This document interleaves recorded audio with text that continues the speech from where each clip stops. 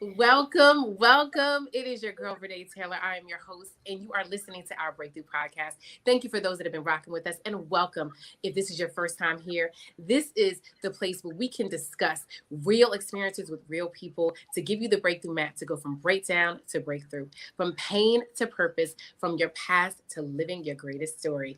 And today we have a fabulous guest that I'm excited about. And so I need you to take out your pens and your paper, and I need you to get ready for what she's going to deposit in you today. So, Erika Latrice is who we have today. How are you, Erika? I'm good. I feel like we can wrap the show because that introduction alone, I feel like I already got my breakthrough, but I'm so happy to be here. Oh my goodness, I am excited for you to be here and for people to hear you and your story and everything that you have to offer because there's so much more than that meets the eye. So, the first thing I need to ask you is who are you and what do you do?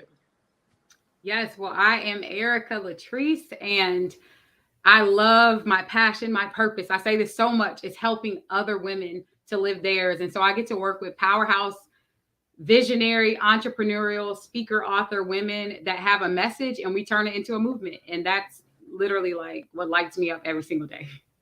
Yes, I know. And even as you talk about it, it does light you up. And I think that's beautiful. I mean, because when you have a level of service like that, you know that you have a big heart because it's something to like pour into other people and say, oh, I want to deposit into you to see what it is that you can manifest from that. That says a lot about who you are and your character. So I appreciate everything you do for women. I know that you've done a lot for me. So, and you know, the people don't know that, but it's amazing because I'm sure a lot of people that you might have deposited, they go on and they move on and they do their own thing, and you may not hear from them again or see them. But I just want you to know that I'm honored that I can still stay connected to you and to what you've given me over the years. So I just Oh, have to give you your thank you. flowers, honey, while you're here. Thank you.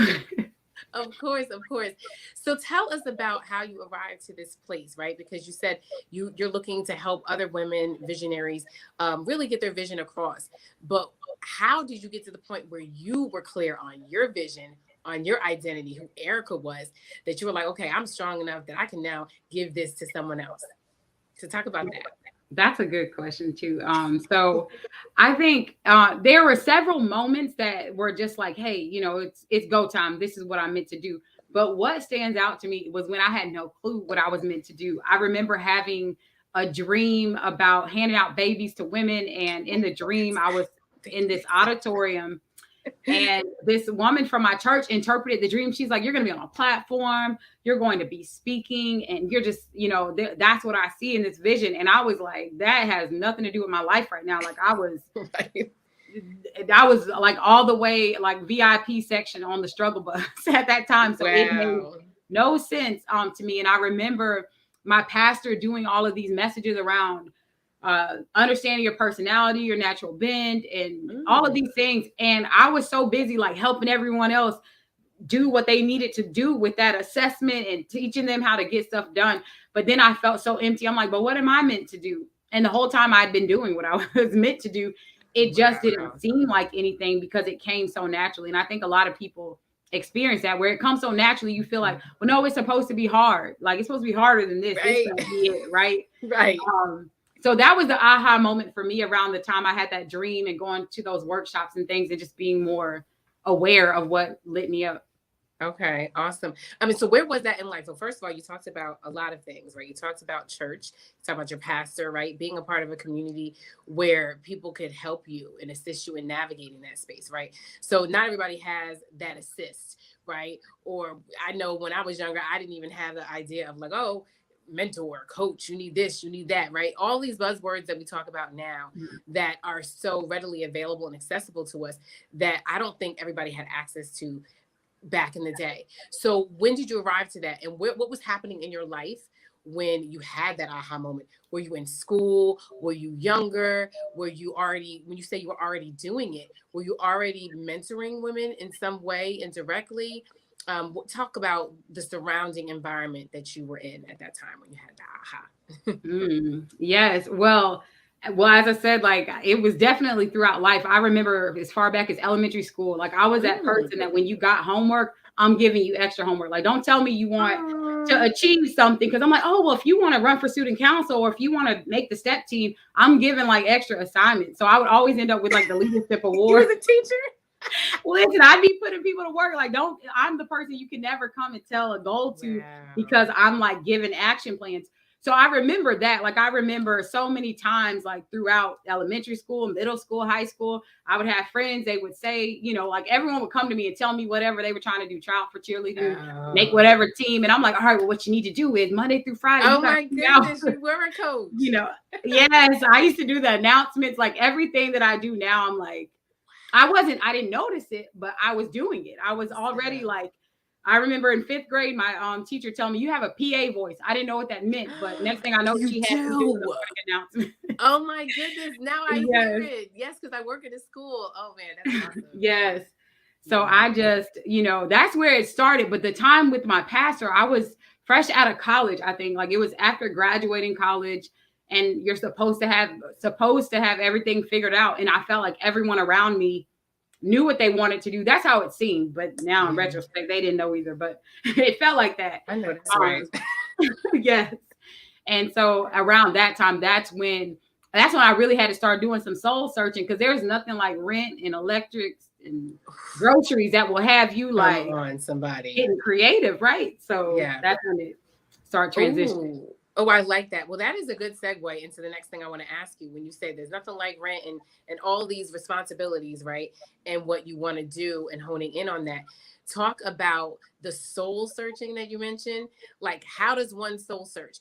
Because again, we need to speak to the people that don't even have this in their wheelhouse. We need to speak to the people that don't even understand what it means to kind of be introspective and go inward, because we live in a society where what you need, it's out there. It's in that car, it's in that person, it's in that title, it's in that accolade, it's in that degree, right?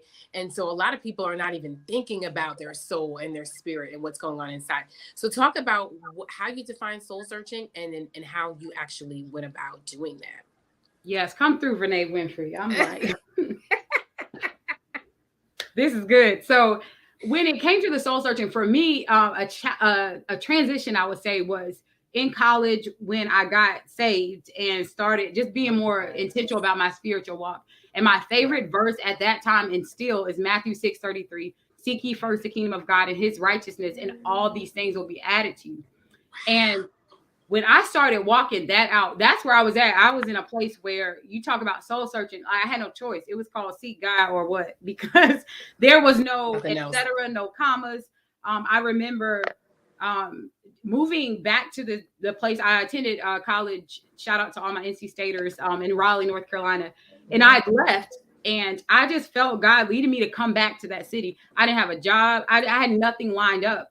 And so that was that moment. Like, I felt like that was my Abraham moment. In fact, that was like the message that was preached. Like, go talk about Abraham now, because God didn't tell him where he was going. He was just like, go. And he said, go. No wonder your faith. You're so rooted in your faith, because my goodness, for you to correlate that to Abraham, for you to say you didn't have anything lined up, but you just went. You just knew. You felt the pull. Oh my goodness, it just speaks to who you are and speaks to you really kind of identifying who you were at a really opportune time. You know, it was early, and I a lot of people don't find themselves in college. Some people don't even find themselves until it's really, really bad. So the fact that you went searching, like you said, you seek ye first the kingdom of God, is so big. Oh my goodness, that you is so deep. Like, most people are just partying. They're trying to find friends. They're just trying to figure out, who am I? Like, nobody's really having those type of moments. So now you're in this somewhat wilderness space, right? And you don't have anything lined up. And you've been creative. Talk about some of the creative things that you had to do to kind of like stay grounded, or to even just stay motivated and inspired to do something. Because I'm telling you, in entrepreneurship, it can be lonely. Yes. And we know how people don't understand, and you don't even know, right? You don't know what you know. So talk about what that felt like in that state. Yes. Well, I want to say thank you for that, the vote of confidence that you're like, I pulled it together and people were partying. I don't make no mistake. God found me, but I didn't find myself. And evidence of that, I actually, when I graduated, I was pregnant at the time that I graduated and had my daughter. So I came out, like I was still trying to stay on that straight and narrow, but make no mistake. So I had to get creative because it wasn't just me depending on me. It was my daughter. And I remember, like, so a few creative things that I did. One of I'll get into that. Like, I had a mentor that really opened my eyes up to what was possible. But at the time, I remember handing out flyers. I had my daughter strapped to my stomach. I'm out at the fair putting flyers in cars. I can see you right now. Yeah. I worked at a daycare with a whole degree. No experience, no business being at daycare. But I wasn't about to leave my daughter with just anyone. So I learned so much in that season. Like, definitely getting creative, trusting God. There are like so many testimonies, like so many miracles. Like, when I think about Abraham taking those sacrifices and that ram in the bush, when I tell you, like, at a time where I felt broken, ashamed, judged by so many people, that part, God just came through. Like, it was so many miracles in that season. So it built my faith. It allowed me to understand, even in the hustle and the grind of entrepreneurship, nothing compares to nothing. No one can out strategize God, period. Like, they just can't. And I learned that firsthand, just being sustained through that season and all the things that came from it. Yes. Oh my goodness. That's super powerful. If people just get that, whoever's listening, I need you to get that there's nobody that can strategize like God, like the Lord. I mean, and you're right. It's one of those things where it's like, when you are like all alone, you don't know where to turn. Like you say, you feel judged or people don't understand. You're less likely to reach out. You're less likely to lean on someone. So you have your baby girl.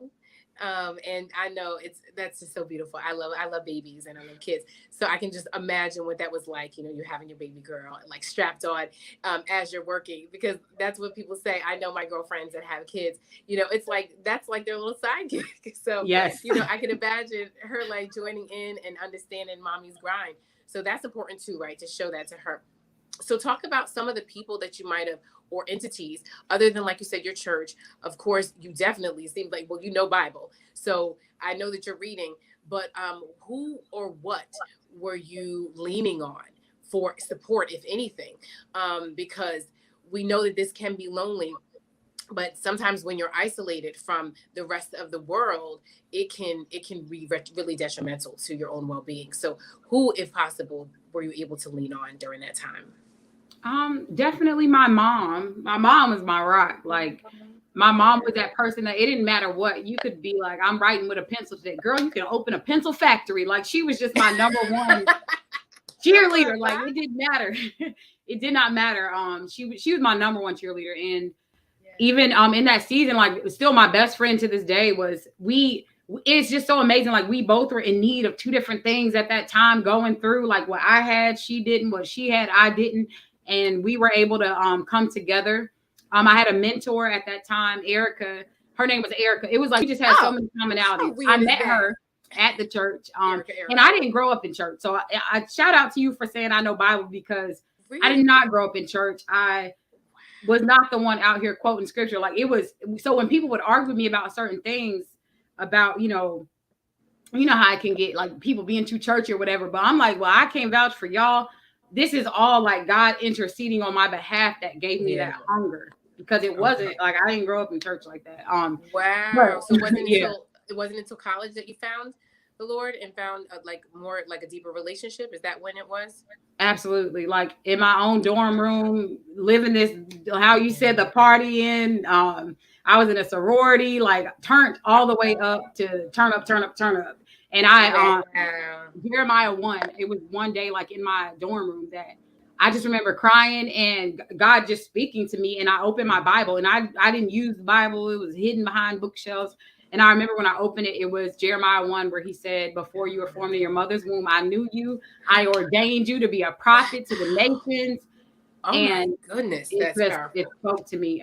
So it was no person. That's why. So when some people get like, so stuck in religiosity and things. I can't relate. That's the word right there. For me. Like, you can quote, you do bumper stickers, t-shirts, and everything. This is all relationship on this side. Like, I tried other things and they didn't, help. But yeah, so that I met that mentor there, and we same initials, we were driving the same car, Renee. Like, we both had. This is so weird. Yes. And she was a speaker. She was an author. I learned, like, she instilled so much in me just by seeing what was possible. She just trusted me to come on, and I helped with like PR and started building websites. Like, I just learned so much years ago from that relationship. So yeah, my point with that too is just where so many people can think there needs to be a blueprint, or you got to have all the answers, or you have to be familiar with the lingo of guru, coach, mentor. I didn't know this lingo. It was just God ordering my steps. Like, you're right where you need to be right now. Whoever you need, I feel like when you're ready, how they say when the student is ready, the teacher will appear. Yeah. Just stay ready. You stay ready on God, get ready, like, and the opportunities will come that you need in that season. Right. You said, what did they say? If you build it, that will come. And I don't even know who they is. I don't know where these things come from, but we just jump on the bandwagon and we pass it on down the line. So that's interesting. It's funny, you already answered my question. I was going to ask you about where you found that mentor, because like we said, not everybody even understands what that is and what mentorship can be and what coaching can be, and that they need it. So I'm glad that you did find that. Now, are you still connected with this person today? Like, is she still around? This other Erika? Yeah, I found her. Y'all, I'm gonna have to. She got married, so I'm like, I don't want to mess up her new last name. But she is so amazing. Shout out to Erika, spelled with the K. It's her, Erika, Ericka, formerly Jackson. She has a talk show now. She's just like a ball of inspiration. And I learned from her in that season. Honestly, I haven't really talked to her since. It's been over a decade, but it was what needed to happen. Every season, like, as things are unfolding or I'm being elevated to something else, I've had so many mentors throughout, like, since that time. And we have to remember, like, mentor isn't just who do you get to sit down and have lunch with. I think of so many speakers that I've never met, books that I've read. Les Brown is everybody mentor. Come on. Yes. Absolutely. That part. Okay, yes. I know what you mean. Yeah, I know what you mean.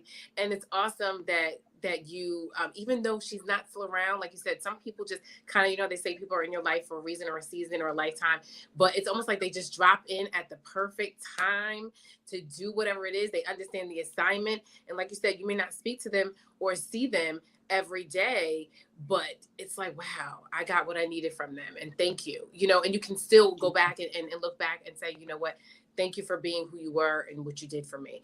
So talk about the turning point where you're like, okay, I got this. There's something in me. There's something that I know that I'm supposed to be doing. And now I'm going to formulate this into, because you talked about it earlier, a movement. So tell me, how did that happen? Where did you get the name for what you were going to be doing? How you were going to be doing it? Even when you separated from this mentor, right? Because of course it's just like the teacher, all right, or just like the mother and the baby. It's like, okay, now I gotta wean you. Now you gotta go off and spread your wings, like they say, the bird, mama bird. She just listen. You're gonna have to let that bird fly. I'm about to push you out the nest. And you're gonna have to learn how to fly on the way out. So talk about that moment and how that happened. Yeah, so I moved away. That's actually how she and I disconnected, but I remember having this vision because I was watching TV and magazines and everything, and nobody was putting out anything positive, in my opinion. I'm seeing, the local news, so-and-so got shot, drove down the street, and I was like, I can't do this. I don't do the news. Yes. And I knew, like, I had so many women in my circle that I'd gone to school with and different things, and all of them were, like, doing it. Like, they were in their area of expertise, financial advisors, some of them fitness experts, attorneys, whatever. I was like, we have to come together and bring a new message. And so I was like, man, we got to inspire people. So that's how I got the idea. The initial name of my company is Be Inspired. And I remember I got these letters, Renee. I was like putting a little brand logo on these letters, sent them out to invite them to be a part of this vision that I had. Wow. And the first response was a no. This person told me no, they wanted to do something with purpose. And I was like, well, I'm like, this is purposeful. What do you mean? Right, Do something with purpose. I was ready to quit. She said, no, sis, I want to do something with purpose. But I'm so glad she said no, because that gave me that fire. Like, well, you know what? Fine then, but everyone else started answering like right after that. I was ready to quit that first letter. I was like, maybe this was a stupid idea. But everyone else said yes. She was literally the only no. And it launched. And I don't know the time frames and stuff now because it feels so long ago. But I remember when my website just started growing and growing. And I started seeing the traffic pick up. And next thing I knew, like people were coming internationally, like from this little idea that I was about to quit. And then people just started coming in. So that's where it started. Oh man, I love that story. I love that story. The first no, and you could have quit just like that, right? Because you're thinking, well, gosh, well, maybe this isn't a good idea. And the fact that you kept going, like you said, that was the only no. And you would have never known that if you stopped. Right. That is like, that's powerful. So I hope people get that. Okay. Put that in your pocket and take it with you, because really, and then you say, be inspired, and you're writing letters. So you're already doing like the footwork. And so you're inviting people to, what is it? A conference? Are you inviting people to, join a group, a membership? What were you actually saying in this letter? If you remember, I know you said it was like long ago. I don't remember, but it was something like, girl, you out there killing it. Let's kill it together. I don't know, but initially it was a website. So it started as like a blog. And I say this because y'all are used to now websites. People can plug and play. This was not that time. This was called, you better know how to code. If you had an opt-in, you had to do PHP. Like there was no. And you learned all that from your mentor? No, I learned that from the library. Too many people I went to the library. I started learning. When I knew what I wanted to do, I was just consuming information. I was getting like books on coding. That's how I learned how to build websites from scratch. And I was like, what a waste once all these new things came out. I learned so much because I was hungry. Like when you get hungry, I was literally hungry. Like there was no excuse. Like too often people will say, well, I didn't know that mentors existed, or I didn't know this existed. Okay. And then I'm like, well, you just ain't hungry, because we have free libraries, still. So that's how I learned the websites, but I just brought them all together. And then I actually did an event. My first event was because I found out about teen moms at this local shelter that were running out of food for their babies. And so I was like, man, the community can do something about this. And so that's when I got into doing like events because of that. Nice. Oh my goodness. Oh man, you were doing some really amazing things. And you were so innovative before it became like trending, right? Before it became a hashtag, right? Because we see it now and it's like everybody wants to jump on the bandwagon. And you were blogging before people even knew what blogging was. So that is amazing. Like you said, you had the vision, you were hungry, and you went after it, and you had no other choice. So talk about the times where now you're in there, now you're getting a success, right? And you're picking up the momentum. Like you said, this website is growing exponentially, and it's really growing organically. She didn't buy followers. It's not like what we're talking about right now. I don't even know if there was no Instagram probably, right? There was no, it was, what was it, MySpace? Yeah. IG wasn't out. Facebook had launched. Was it dial-up? Right. It's like not quite dial-up, but it was definitely like I'm seeing stuff come out. Ads were not a thing yet on Facebook. All this stuff was just building, and it's so cool, like to think about it now, because I'm like, I don't know, like when I felt like I just was older and knew all this stuff. I was like 2-3 years removed from being a teenager. So I was just, like that's when you don't think of consequences anyways. You're like, well, let me just go after it. You're fearless. Mm-hmm. Oh my goodness. Yes, you're fearless. That's exactly what I get out of all of what you're saying that you're doing. And then of course your mom too. So it's like, wow, you were really, really going for yours and going harder, even with having the responsibility of someone else, right? Because again, like you said, we can make excuses for, I don't know a mentor, or I have this, or I don't have that. And here it is. You had every excuse to say, you know what, I can't do this. I have to focus my attention on other places. But you really delved into your passion. So kudos to you for actually doing that and staying the course. So now you're picking up the momentum. You're getting some success. Talk about what that felt like, right? To have this upward trajectory, and what I guess you say barriers or setbacks that you came, or hiccups that you encountered over the course of like now you're a success. People know who you are. People know Be Inspired. People know you as an event planner, and really respecting you in that space. So talk about that. Yes, I mean life happened, and so many Doesn't things it like always? transpired. I ended up getting married to the father of my daughter, and I thought we were going to live happily ever after. We didn't, unfortunately. And just so many different things happened in life. Like I've shared this on my platform. If anyone's connected to me, where a natural disaster came through, washed the house out. Then my mom passed away, and that was like I said, that's my rock. My Yeah. number one cheerleader. And what it showed me, though, going through all of these things, and even where I'm at, when I think about where I'm at today, is my mom can't do it anymore. She's not here. So now I have to, carry that torch. But even more than that is that everyone is going through something. Everyone. Like, Yeah. sometimes we'll be in the middle of something and we're like, well, I couldn't do it. That's where I was at. I was like, look, I couldn't even get up. My mom passed away, or, I lost my house. Somebody else just lost their both parents and 5 kids. Like, it's like, Right. when I thought about that, and I'm not saying like we can't be sensitive and grieve properly or any of that, Yeah. but when I started shifting my mind, and this has been recently, like, who hasn't? Like, Okay. man, I'm going through something. Okay, who isn't? Okay. Who hasn't? Like, Right. so what are you Right. gonna do about it? Like, that's where we're at now. It's like, what are you gonna do about it? Because Okay. everyone's gone through something. So that's just what it is. But Right. now that's that's life. So that's what it is. But that's where I'm at now. So I went through so many things, but each thing that I went through was an opportunity to get stronger, to learn more, to be more innovative, as you said, and Yeah. just that hunger. It just built more of that hunger to do what I feel I've been called to do. Oh my goodness. Well, first off, my condolences, and we've talked about loss and how devastating that can be, right? The loss of a parent. For me, it was my father, for you, your mother. But anybody, any key person, they don't even have to be blood related. Someone that is just a part and integral of to who you are and your identity, you feel like a piece of you is left. So, that's always a devastating loss. And then, of course, the loss of a relationship, and being able to pick yourself up from that.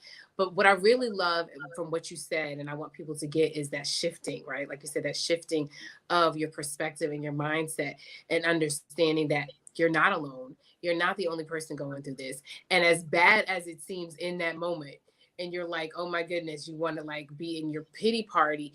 There are other people, like you said, that have it worse, that are losing more, that, maybe didn't even make it to the other side, right? So it's so powerful that you made it, that you are now giving other people the key. You're giving other women the strength, and empowerment is so important for a lot of people when they don't even feel like they've got anything in them, right? They don't even know the word power. Some of us are in survival mode, let alone power, right? We can't even get to that part, right? Because we're still surviving and just getting by. So for you to turn around and now empower women to do what you essentially did is really amazing. So I do want to reiterate some of the things that you talked about, because I need people to get this, honey, and they need to take it with them and really just meditate on it as they go through their journey. So here it is. You've gone through, first of all, you've gone through motherhood. You've gone through going to school, feeling like you didn't know what you were supposed to be doing. You felt like, you've been doing certain things kind of indirectly, but you didn't really walk into the thing that, we know when people want to be a doctor, they specifically go somewhere. When they want to be a lawyer, they specifically go somewhere. Right. But in a case like this, speaking, empowering women, and vet planning and blogging, like there wasn't, like you say, a blueprint for that. So you made it happen. You were innovative. You created that vision, which I love. You stayed rooted in and grounded and staying connected to someone that you could learn from. But then what I really like that you talked about was that even when you didn't have that person, because we don't always have somebody to nudge elbows with, you said, okay, well, I'm gonna get to the library, I'm gonna get to this free material, I'm gonna get to this free information, and I'm gonna get it any way I can. And so that just speaks to the person that you are. And like you said, the hunger is real. So when you have no other choice, that's what you have to do. And then I love faith. People being rooted and grounded in something, right? I feel like it's so important that we're grounded and rooted in something that is above ourselves, something higher than ourselves, that we know that there is someone that has the master plan that is really looking out for us. So I love that you even gave those scripture references for people, Jeremiah and Matthew. So y'all go to that book, honey. If you got the good book, go on in there and play around in there, because there's so much value in what you will hear. You know, my one of my favorites is Jeremiah, where it talks about, you know, I know the plans I have for you, you know, plans to prosper you and not to harm you. And so that's a big one, and it's something I usually wear around my neck when I'm wearing gold, but today, you know, I'm doing something else. But but yeah, I mean, I really appreciate that. I appreciate that even when you talk about that loss, that you just shifting your mindset, understanding other people are going through it. What are you going to do? What are you going to do about it? So that's what I want people to hear. I want people to be able to plug into what you're doing and to find you later. So please tell everybody how they can find you and get in touch with you. What are you focusing on in your business right now or promoting? Yes. Well, the best way to find me is across social media at Erika Empowers. Erika spelled like America, if y'all are just listening, can't see it.